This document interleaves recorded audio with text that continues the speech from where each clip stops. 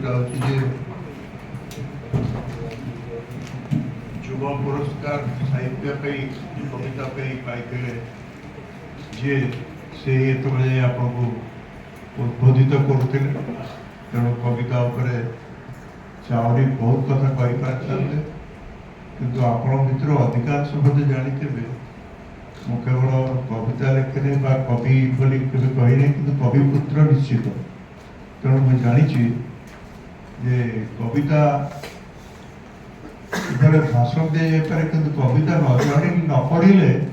ଆମେ ତା ଉପରେ କ'ଣ ବୁଝିବା। ଆଜି ବିଶେଷ ଭାବରେ ଯେତେବେଳେ ଆପଣମାନେ ଏଇସବୁ କବିତା ଉପରେ ଶୁଣିଲେ କିନ୍ତୁ ମୋର ମନେ ଅଛି 2004 ମସିହାର ବୋଧେ ମୁଁ ସେତେବେଳେ ଥିଲି ସାହିତ୍ୟ ସମାଜର ନିମନ୍ତ୍ରିତ ସଦସ୍ୟ। ଜବରଦସ୍ତ କରି ତାଙ୍କୁ ପୁରସ୍କୃତ କରିବାର ବ୍ୟବସ୍ଥା କରାଯାଇଥିଲା। ସେ ହେଉଛି ଗଙ୍ଗାଧର ମେହେର କବିତା ସମ୍ମାନ ଦିଆଗଲା କିନ୍ତୁ ସେତେବେଳେ ମଧ୍ୟ ସମସ୍ତ କାବାହିକି ଅନେଇଥିଲେ ଯେ ପ୍ରହରାଜ ସତ୍ୟାନନ୍ଦ କିଏ। ତେଣୁକରି କିଛି କରିବାର ନାହିଁ। ଏଇ କିଛି ଦିନ ତଳେ ମୁଁ ଗୋଟେ 100 ବର୍ଷ ଓଡ଼ିଆ କବିତା କରିବାର ଯୋଜନା କଲାବେଳେ ଜଣେ ଝିଅକୁ ଜଣେ କଲି, ସେ ବହୁତ ଭଲ କବିତା ଲେଖିଛନ୍ତି, ତାଙ୍କୁ କବିତା ମାଗିଲି ଏବଂ ଯେତେବେଳେ ମୋ ନାଁ ଅମରେଶ ପଟ୍ଟନାୟକ କହିଲି ଜାଣିଛ ନା ନାହିଁ, ଅନନ୍ତ ପଟ୍ଟନାୟକ ଜାଣିଛ ନା ନାହିଁ। ତେଣୁ ଯୁଗ ବଦଳିଗଲାଣି। ତେଣୁ ଯଦି ପ୍ରହରାଜ ସତ୍ୟାନନ୍ଦ କେହି ନ ଜାଣିଛନ୍ତି ଆଶ୍ଚର୍ଯ୍ୟ ହେବାର କିଛି ନାହିଁ, କାରଣ ସେ ତ ନିଜକୁ ନିଜେ ଉଭେଇ ଦେବାକୁ ଚେଷ୍ଟା କରିଛନ୍ତି କିନ୍ତୁ ଉଭେଇ ପାରିନାହାନ୍ତି। ସେଇଟା ହିଁ ତାଙ୍କର ଦୁର୍ଭାଗ୍ୟ। ଯେମିତି ଭୀମ ଭୋଇ କ'ଣ କଲେ ଆମେ 100 ବର୍ଷ ପରେ ଖୋଜୁଛେ, ପ୍ରହରାଜକୁ ମଧ୍ୟ ଆମେ ସେହିପରି ପାଇବା ବୋଲି ମୋର ଦୃଢ଼ ବିଶ୍ୱାସ। ବନ୍ଧୁଗଣ, ମୋ କଥାକୁ ଏପଟ ସେପଟ କରି କହିବାର କାରଣ ହେଉଛି ଯେ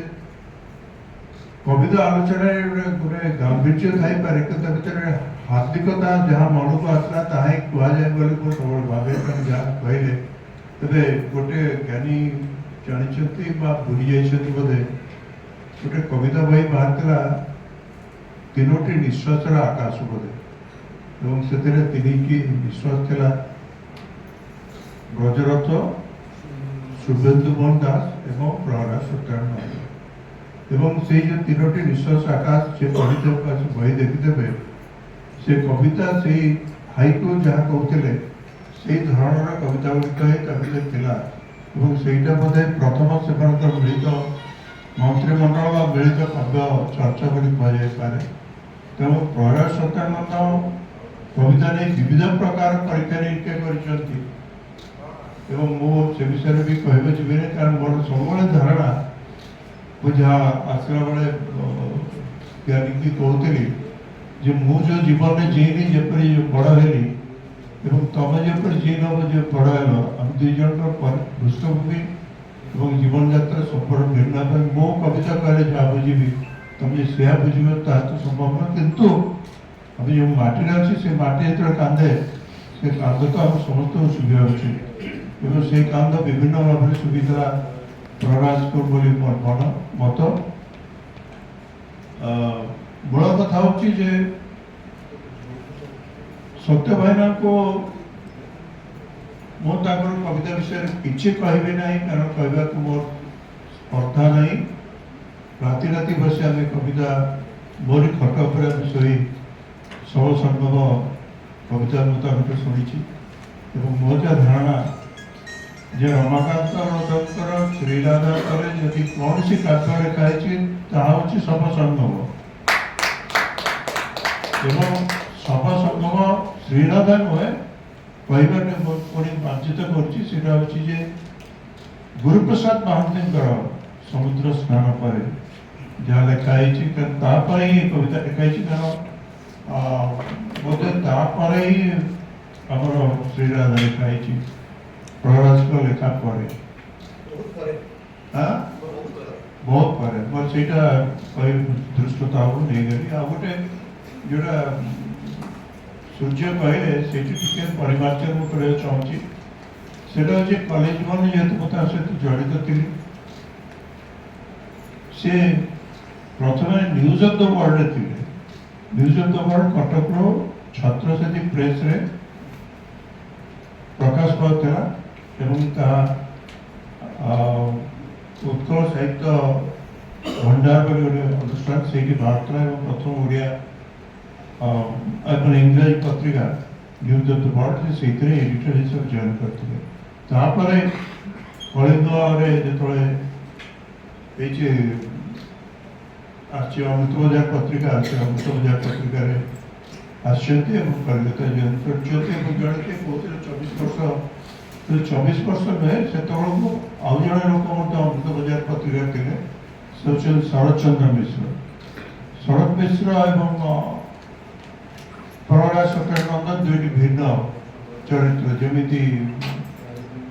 जयनारायण जहाँ कहले जानी प्रहलाद पुनर्जन्म संपर्क कारण एपरी कौन आबिलता अनाबिलता ना जहाँ को ग्रास कर पृथ्वी को सी भिन्न भाव देखते सत्य भाइना जिते गोटे छोट कथा कहूँ सत्य भाइना जो मुझे जीवन गोटे दुटा पृष्ठा कथा कहि कविता विषय कहबी कारण मोर मध्य से कौन कह गभीरता सहित अनुध्यान अनुशीलन नाई कह अत्युक्ति हे किंतु बही गुड़िक जदि न पढ़ा विषय आलोचना कर विशेष किसी अर्थ रोनी तो मुझे आशा करी परवर्त पर्याय जो सभा समिति हम बैठक से कविता किसी पढ़ा दरकार मतलब मिनिमम लोक मैंने बुझतु कविता गुड़िक कौन थी आम कहीदे पंडित मैंने सबूता कहे कि भितर कौन अच्छी न पढ़ी कमी जानी तो मुझे अनुरोध करी जिते बैठक हम से अंततः यहाँ हो विशेष भाव में मुझे जाने मुझे कहीं मैं सत्य विषय कौन कहबी एपरी कौन राति ना संजय ना दिन ना जो दिन आम भेट हो विशेष भाव आसंता कल से आपने जानते जो आसंता कल परवर्त पर्यायर जन्म ना 5 जन मुझे लिखी थी आउे रिपीट कर इच्छा तथापि लेखना कि जो पढ़ते तो मुझे गोटे कथा कहबी आसंता कल 5 जन मिसिकी पुणी जय पब्लिकेशन करके आरंभ करते परवर्त पर्यायर श्रीकांत पंडा अरुण पट्टनायक रंजित पट्टनायक कालीचरण दास एवं प्रहलाद सत्यानंद मिसी पत्रिका पुनरुत्थान करते मध्य केवल कालीचरण दास भुवनेश्वर अच्छा आसंता कल परिवेश परिस्थिति सत्यानंद अंतर किसी समस्या विषय जब किए कहीपर से ही कहीपर कालीचरण दास को जदि झील जब जानी तुम जाए कि नहीं सहित जोगाजोग करने उचित कारण से ही केवल मात्र से समय कतोटे कथा कहे जहाँ मैंने कहीं जाने कारण मोटो से 5 वर्ष 6 वर्ष बड़ थे आप जानते अनंत पट्टनायक प्रथम और शेष हिसाब से कहबी से मनोग्राफ लिखिं जदिव से समस्ते गुरु थे जपरी सचिन राउतराय जपरी गुरु थे से समालोचक थे कारण सचिन राउतराय जो विपरीत दिगरे केतोटे घटना जदि घरे कागज पत्र थी से भी सचिन राउतराय किपरि भाव में भिन्न भिन्न भाव में चिठी आसला आसनाकाली को से सुरक्षित कर रखते जयनारायण बाबू गोटे कथा कहली जो मत कष्ट ठीक कथा बहुत जिन न जहाँ अच्छी कमी एकाठी करवा कमी से गोटे बही कि बाहर विभिन्न भिन्न जिन गुड़िक से भी चेष्टा जोटा बादल महांती जहाँ करके आमको कृतज्ञ कर बहीटी आउ कि बही जहाँ कौन हो प्रहलाद गोटे छोटे कथा कहूँ आसंता कल जो छाड़े सी तो जहाँ कहते आप अमायिक अजात शत्रु एगुड़िक से मुहूर्त से किसी ना परम शत्रु प्रबल थे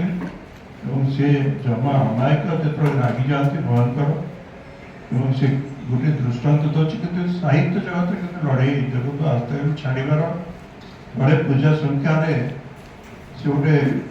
एडिटोरियल गुड़ा बहुत पावरफुल एडिटोरियल लिखते गर्जन गर्जन बुढ़ मधु जबत पिबक मान जो आप जो महिषासुर कर पूर्वर देवी दुर्गा कहते बुढ़ तो जिते गर्जु था मुझे मारि से देवता गण जमी गर्जन करेंगे संभाई पारे ये हूँ कथा से अस्ताकल बंधु मान सागर जो संग्राम से एडिटर से लिखते आप देखिए अस्ताकल गवेषणा कल देखिए से एडिटर पर से अस्ताकल छाड़ीदे तेणु से कौन से मत गोटे तो समस्या अच्छी जो मत विषय जानते झी झीआरी भाई अच्छा बड़ा अनकम्प्रोमाइजिंग चरित्र से लोक भितर के कौन जगह सी मान मोर जब गोटे धाड़ी कहते रास्ता ज्ञानी कहू निजपाई क्षमा देवा बाबा ये रक्त नहीं बड़ी से क्या क्षमा देना से क्षमा ग्रहण करना से हूँ मोर निजर अभिज्ञता अनुभूति एवं बहुत किसी से जहाँ आप कहले विभिन्न दिग एमती किसी ना से छुई ना किंतु पांडित्य और व्याप्य गभीरता से आत्मा भितर पशि लोक ही बुझ प्रति कवि से व्यक्तित्व ता परिवार धर तो केवल सी मो मुहूर्त भाज कथा भी भावुची से पिला कथा भावुची जमी बड़ होते आपण जानते सारा जीवन धरी से कम्प्रोमाइज कले ना मर्या धारणा पुओ भी चलीगला दुईटी झील कथा कहते बाहर भले अच्छा माँ स्त्री भूतरे आप जानते ना जाने ना नंदन सरपति से नणंद तेणुक क्षमता पारदर्शिता जदि से चाहते कौटी कौन कर भावतु शेष में मोर निजर अनुभूति कही सारी कारण एणुतेणु कथा कही आप समय देवी ना से लिखी से ही मोर जीवन गोटे मुहूर्त जहाँ भूरी मैंने मोर गोटे समस्या हो मो नई देखिले पा देखिले संभाली पारे ना जहाँ बहुत विविध भाव में बहुत भोगी ये गोटे दृश्य हूँ मदर तो मैं ये पढ़ी नहीं जानी कि मोर ये गोटे विचित्र घटना जे बोधे से जो कहली अमृत बजार पक्ष कथा से अमृत बजार रविवार 1974 मसीहा डिसेम्बर 31 तारिख सकाଳେ मु सी मोर दुई बंधु आम नंदारे बाबूघाट आरपाटी की जावाई बसिलु डंगा पारि शिवपुर गलु फेरला बेले हठात मोर इच्छा है डंगा नई मझे डंगार डेई पानी में पहरवा मुझे मत गोटे लाज मानवी घटना हूँ यहीपरी मुझे कहू मैंने कौन मत टीआईदे मुझे डेई पड़ी आप भावतु बाबूघाट जो मैंने पूरी कलिकता देखते थे समुद्र जो गंगा हुगुड़ी से मझे डेई पड़ी बोधे जदि आत्महत्या करने भाई से दिन बोध किसी असुविधा न सुविधा सरी जाता था कितु के भाई पारे सो पढ़ला सत्य भाईना से नावरिया विकल हो तलू मुह कर मत गोटे दौड़ी पकड़े से दौड़ा धरी कौन से धरी पुणी नग फेरली आम पीजी हस्पिटाल से Ranjit match Ranjit match Bengali player माने मुह फटे देते ओडिया प्लेयर मानकर जड़े अच्छे सुजित महांती गली जी अमेरिका गली से भल गीत बोलते से मुह फाटी दात भांगी जाता दुई तीन जन प्लेयर को दात भांगी जाता पीजी हस्पिटाल पड़े देखिलु फेरला बेलू रास्ता जो अच्छी Victoria memorial academy of fine arts से मत सत्य भाई कहले बादल मुझे जीत पारि मुझे कड़े এই শব্দটা ହିଁ ମୋତେ ଏବେ ବି ବାନ୍ଧି ରଖିଛି, ଯେଉଁଥିପାଇଁ ମୁଁ କହିଲି ମୋତେ ବାଧ୍ୟ କରିଛନ୍ତି ଆସିବାକୁ ଆଦେଶ ଦେଲା ଏଇ ଯେ ଆଜି ମୋର ମରିବାର ଥିଲା, ତମେ ମରିବାକୁ ଚାହୁଁଥିଲ, ତେଣୁ ମୁଁ ଆଜି ପଳେଇବି। ଆପଣ ଭାବନ୍ତୁ ଯେ କଥାଟା କେମିତି ଲାଗିଥିବ, ସେ ଯେ କେତେ କୋଉ ବିଦ୍ୟା କେତେ କଥା ସେ ଜାଣିଥିଲେ ଯେ ସେଇଥିରେ ତାଙ୍କର ଗୋଟେ ମାର୍ଗଦଶା ଥିଲା। ଏବଂ ତାପରେ ରାତି 11:40 ଆମେ ସବୁ ତାଙ୍କୁ ଜନତା ଏକ୍ସପ୍ରେସରେ ଛାଡ଼ିଦେଲୁ ଏବଂ ତାପରେ ସେ ହଜିଗଲେ। ସେଇ ଯେ ହଜିଗଲେ ସେ ଆଉଟଲୁକ୍ ମଣିଷ ହେଇଗଲେ, କାରଣ 4 ମାସ କାଳ ତାଙ୍କର କୌଣସି ଖବର ମିଳିଲା ନାହିଁ। ଭାଉଜ ଭୁବନ କଲିକତା ଗଲେ ଏବଂ ତାଙ୍କୁ ଖୋଜିଲେ, ଫେରିକି ଆସିଲେ। ତାପରେ ପରବର୍ତ୍ତୀ ପର୍ଯ୍ୟାୟରେ ନନ୍ଦିନୀ ଶତପଥୀ, ମୁଁ ଯେତିକି ଜାଣେ ନନ୍ଦିନୀ ଶତପଥୀଙ୍କର ଚେଷ୍ଟା ଫଳରେ ତାଙ୍କୁ ଆବିଷ୍କାର କରାଗଲା ଏବଂ ସେ ସେତେବେଳକୁ ଯେତେ ଧର୍ମପୀଠ ଅଛି ସବୁଗୁଡ଼ିକ ପ୍ରାୟ ବୁଲି ସାରିଛନ୍ତି। ପୁରୀ ଜଗନ୍ନାଥ ମନ୍ଦିର ପାଖରେ ପ୍ରଥମେ ଶେଷରେ ଆସିଲେ ସତ୍ୟସାଇ ବାବା, ଶିରିଡ଼ି ସାଇ ବାବା, ଶ୍ରୀ ମା, ସମସ୍ତଙ୍କ ଆଶ୍ରମ ଯାଇଛନ୍ତି। କେଉଁଠି କେହି ତାଙ୍କୁ ରଖିପାରିନାହାନ୍ତି, ପୁଣି ତାଙ୍କୁ ଆଣିଛନ୍ତି ଏବଂ ସେ ଆସି ଓଡ଼ିଶା ରିଭ୍ୟୁରେ ଜଏନ୍ କରିଛନ୍ତି। ତାପରେ ଇତିହାସ ଆପଣମାନେ ବିଶେଷ ଜାଣିଛନ୍ତି ଏବଂ ଦୁର୍ଭାଗ୍ୟ ବା ସୌଭାଗ୍ୟକୁ ଶେଷ ଆଡ଼ିକି ଗୋଟିଏ ଥର ତାଙ୍କର ଯେଉଁ ପୁତ୍ରା ଜୟନାରାୟଣଙ୍କୁ କହୁଥିଲି ସୁରେନ୍ଦ୍ର ମାର୍ଫତରେ ଆବିଷ୍କାର କରି ପଦେ କଥା ହେଇଥିଲି ଏବଂ ଏଇଭଳି ଚରିତ୍ର ସେ ଯେଉଁ ପୁରସ୍କାର ଦିଆହେଲା ତାପରେ ଲୋକ କେହି ପାଇଲେ ନାହିଁ। ଏବଂ ଏଇଠି ମୀର ବସଚନ୍ଦ ଜାଣିଥିବେ ଯେ ଆମ ସମୟରେ ଯେତେବେଳେ ସାହିତ୍ୟ ଏକାଡେମୀ ସହିତ ମୁଁ ଜଡ଼ିତ ଥିଲି, ତାଙ୍କୁ ଗୋଟେ ସେ ଯେଉଁ ଥିଲା ଯେଉଁ କମିଶନ ଦେଲେ ତାଙ୍କ ନାଁ ପୁରେଇଲି ଖର୍ଚ୍ଚ କେହି ତାଙ୍କୁ ବୁଝେଇ ପାରିଲେ ନାହିଁ, ସେପରିକି ମଧ୍ୟ ବାଲେଶ୍ୱରକୁ ତ ଆଣିପାରିଲେ ନାହିଁ ଏବଂ ତାଙ୍କର କମିଶନ ମଧ୍ୟ ହେଇପାରିଲା ନାହିଁ। ତେଣୁ ସତ୍ୟ ଭାଇନା ଯେ ଏତେ ଗୁଡ଼ାଏ ବର୍ଷ ରହିଲେ ଆମେ ତାଙ୍କୁ କେମିତି ଖୋଜିଲୁ, କାରଣ ଏଇ ଯେଉଁ କହୁଛନ୍ତି କୃଷ୍ଣ ମହାନ୍ତି ଏବଂ ଶ୍ରୀଦେବ ଏବଂ ଉତ୍କଳ ମହାନ୍ତି କଟକ ଆସିଥିଲେ, ତାଙ୍କୁ ମୁଁ ସତ୍ୟ ଭାଇନା କଥା କହିଲି। ତା ପରବର୍ତ୍ତୀ ପର୍ଯ୍ୟାୟରେ ସେମାନେ ଜାଣିଛନ୍ତି ବୁଝିନାହାନ୍ତି, ସେ ସେଠି ଅଛନ୍ତି। ଅମିୟ ମହାପାତ୍ର କଟକରେ ତାକୁ ପଠେଇଥିଲି, ସେ ଯାଇ ଗୋଟେ ଇଣ୍ଟରଭ୍ୟୁ କରିକି ଆଲେ, ତାପରେ କ'ଣ କଲା ଆମେ ଜାଣିଲି। କିନ୍ତୁ ଯାହା ହଉ ଶେଷ ପର୍ଯ୍ୟାୟରେ ଅନ୍ତତଃ ଶେଷ କିଛି ବର୍ଷ ପାଇଁ ମାନେ କୃଷ୍ଣ ଆଉ ଶ୍ରୀଦେବ ଆଉ ଉତ୍କଳ ଭକ୍ତ ମିଶି ତାଙ୍କୁ କିଛି ରିଭ୍ୟୁ କରିଛନ୍ତି, ତାଙ୍କର କବିତା କିଛି ଛପେଇଛନ୍ତି ଏବଂ ଲୋକମାନେ ଜାଣିଛନ୍ତି ସତ୍ୟ ଭାଇନା ସେଠି ଅଛନ୍ତି ବୋଲି, ବାଲେଶ୍ୱରରେ ନୀଳଗିରିରେ ଅଛନ୍ତି ବୋଲି। ସେ ଚରିତ୍ର ଏପରି ଆପଣ ଯେଉଁ କହିଲେ ନିରହଙ୍କାରୀ, ସେ ସମ୍ପୂର୍ଣ୍ଣ ଅହଙ୍କାରୀ ଥିଲେ ମୋର ଧାରଣାରେ ଏବଂ ପ୍ରବଳ ସ୍ୱାଭିମାନୀ ଥିଲେ। ଏବଂ କବିର ସ୍ୱାଭିମାନ ହେଉଛି ଜଣେ ବଡ଼ ଜିନିଷ ଭାବେ ଏବଂ କବିର କବିତା ଯଦି କବିତା ହେଇଥିବ ତାର 100 ବର୍ଷ ପରେ ମଧ୍ୟ ସେ କବିତା ହିଁ ରହିବ ଏବଂ ସିଏ